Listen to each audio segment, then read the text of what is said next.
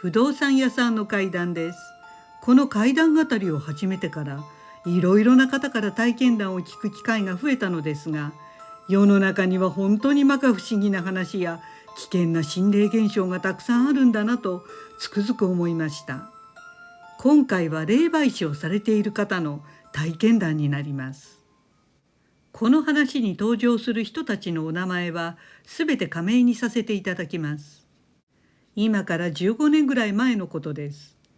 内藤さんはご家族と北海道のとある都市に住んでいました。内藤さんは車好きの主婦で、長く乗っていた車からやっと買い替えられることになり、ディーラーに車を選びに行ったそうです。多少の妥協はあったものの、希望にかなう車を購入できました。そして納車の日です。車を届けてくれた担当者の太田さんと車好きの内藤さんは話が盛り上がりました。太田さんは人柄もよく、内藤さんのご主人やお子さんたちともすっかり打ち解けて、それがきっかけで家族ぐるみの付き合いが始まったそうです。ところで内藤さんは幼い頃からかなり霊感があり、当時修行をして霊媒師の道を歩み始めた頃だったそうです。そんなある日、太田さんから連絡があり、彼の家族を紹介したいので内藤さんに自宅マンションに来てほしいということでした。そこで内藤さんは太田さんが住むマンションに出向いたそうです。ところが内藤さんはそのマンションの前に到着して建物を見た瞬間、ものすごい霊気というか、この世のものではない別世界の何かが建物全体にとどまっている感じがしたそうです。普段でしたらそういう場所は避けて通ればいいのですが、そういうわけにもいかず、内藤さんは足がすくむのを気合で何とか動かして正面入り口から中に入ったそうです。そして太田さんの部屋まで行くと、嬉しそうに太田さんがドアを開け、中から奥さんとお子さんが「はじめまして」と言って気持ちよく招き入れてくれました。外から見た建物の雰囲気とは裏腹に、太田さんの部屋はとても温かい素敵な家族の雰囲気で、内藤さんはほっとしたそうです。そしてお菓子やおつまみをもてなしてもらい、和気あいあいとみんなで会話を楽しんでいました。するとしばらくして奥の部屋から一人の少年がふらふらっと出てきました。それは太田さんの小学校5年生の息子さんでした。その息子さんを見た瞬間、内藤さんは少しぎょっとしたそうです。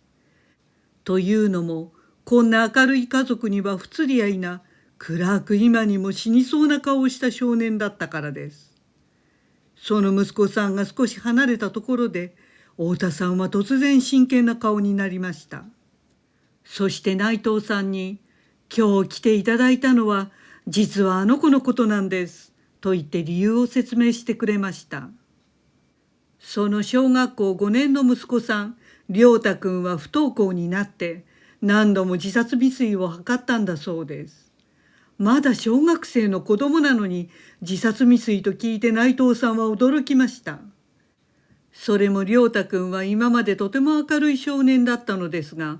ある時を境に急にこんな状態になったということで、霊媒師として原因を突き止めてほしいということでした。そこで内藤さんはまず亮太くんとだけ話がしたかったので、家族の了承を得て2人だけで亮太くんの部屋に行ってじっくり話すことになりました。そこで内藤さんは不可解な事実を聞かされました。亮太くん曰く、小学校5年生になったら突然いじめが始まり、担任の先生が何も聞いてくれないそうです。一例として、ある時同級生の集金袋が紛失してみんなに亮太くんが疑われた時も、先生まで亮太くんが盗んだと決めつけたそうです。他にもいろいろあり、亮太くんはこのことを親にも言えないそうで、原因も全くわからないということでした。亮太くんが全てを話し終えたところで、内藤さんは彼の霊視を始めました。ところが何かのものすごい力が内藤さんの霊視を妨害したそうです。これは長期化すると判断し、内藤さんはその日は話を聞くだけとして、またすぐ来るからということにしました。良太くんは不登校の状態ですので家にいるわけで、内藤さんはその後ほぼ毎日のように彼を訪ねて練習を続けたそうです。そして言うまでもなく、毎回マンションの正面玄関に立った時、内藤さんは躊躇し、気合を入れて中に入っていかなくてはなりませんでした。それから7ヶ月が経ち、内藤さんの霊視によって良太くんは少しずつ学校に行けるようになっていきました。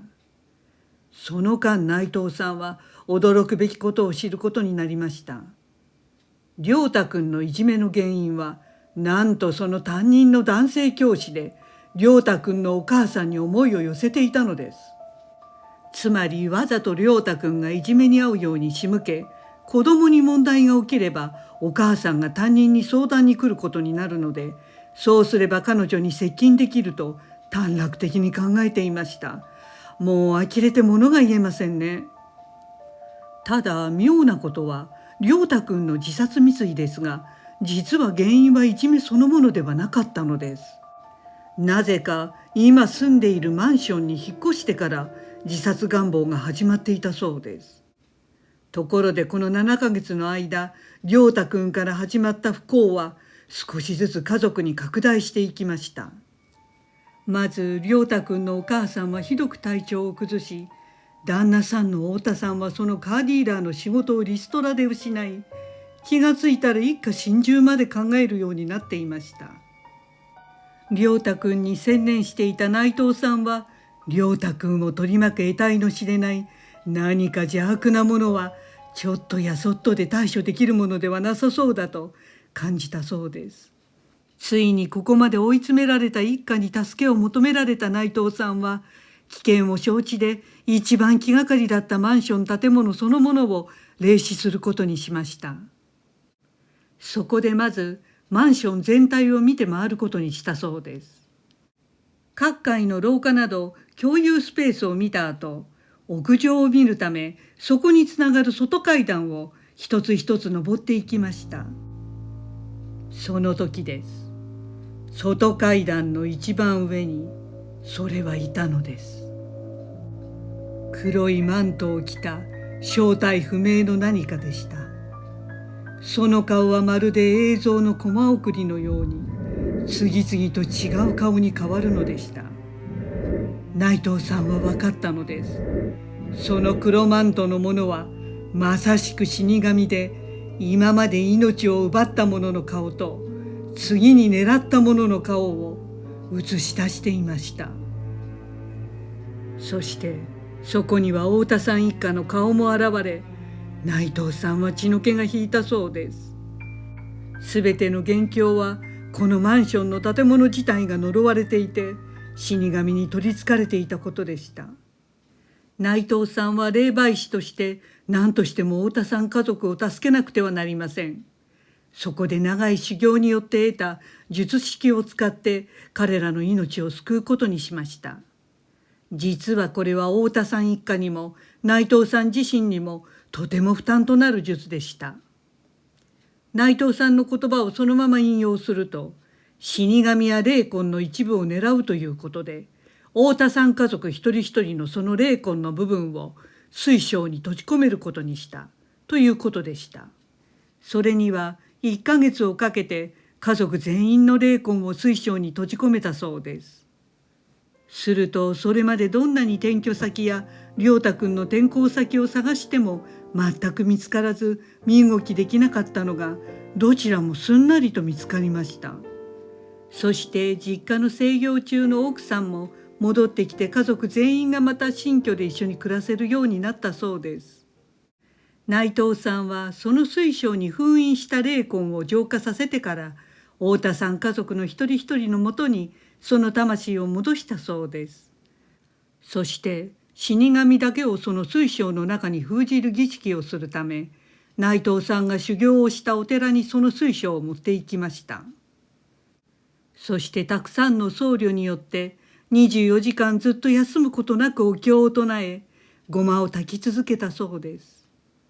すべてをやり終え、あとはその水晶を川に流すのみとなりました。そこで内藤さんはその水晶を自分の車で川まで運んでいくことにしました。その川に向かって車を走らせている時でした。内藤さんは突然わけもなく意識を失ったそうです。そして次の瞬間、ガンガガンというすごい衝撃音で意識が戻りました。我に返った内藤さんは何が起きたのかと慌てて車の外に出たそうです。すると車はどこにも誰にもぶつかってはいませんでした。今のは何だったのと思い、車を確認すると、なんとタイヤがなくなっていたのです。タイヤが外れて消えていたのでした。急いで消えたタイヤを探すと、遠くにすっ飛んでいたそうです。不幸中の幸いで、その時車の通りもなく、誰にも被害がありませんでした。内藤さんはすぐ警察とロードサービスの JAF に連絡したそうです。警察と JAF を待っている間、ふと座席を見ると、あの水晶が砕けていたのです。内藤さんは戦慄が走ったそうです。すぐに僧侶に連絡すると、死神が浄化して消滅するのを阻止したのですね。あなたの命が取られなくてよかった、と言ったそうです。そして、あなたのあの龍神のネックレスが効いたようですね、と言われて、内藤さんはハッとしました。その時内藤さんは龍神をかたどった翡翠のネックレスをしていたのですが、それが真っ二つに割れていたそうです。身代わりとなって守ってくれたんですね。ところで、そのタイヤが外れた原因ですが、JAF の人曰く、タイヤとタイヤをつなぐ太いバーがあるそうなのですが、それが人工的に切断されたようにバッサリ切れていたんだそうです。でもそのバーの位置は人の手が届くところではなく、そもそも誰かが切断することなど不可能なのだそうです。JAF の人もその説明を聞いていた警察まで不可解を通り越して怖がっていたそうです。さて、例の太田さんに不幸を呼び込んだマンションの部屋には、その後新しい家族が入居していました。そしてその家族のお子さんがそのマンションの屋上から飛び降りて亡くなったそうです。またその後もマンションの居住者ではない通りすがりの人が同じようにそのマンションの屋上から飛び降りて亡くなりました。そして今ではそのマンションはそっくり建物ごと事故物件になってしまい、借りてもいなくなってしまったそうです。ご視聴ありがとうございました。よろしければチャンネル登録お願いします。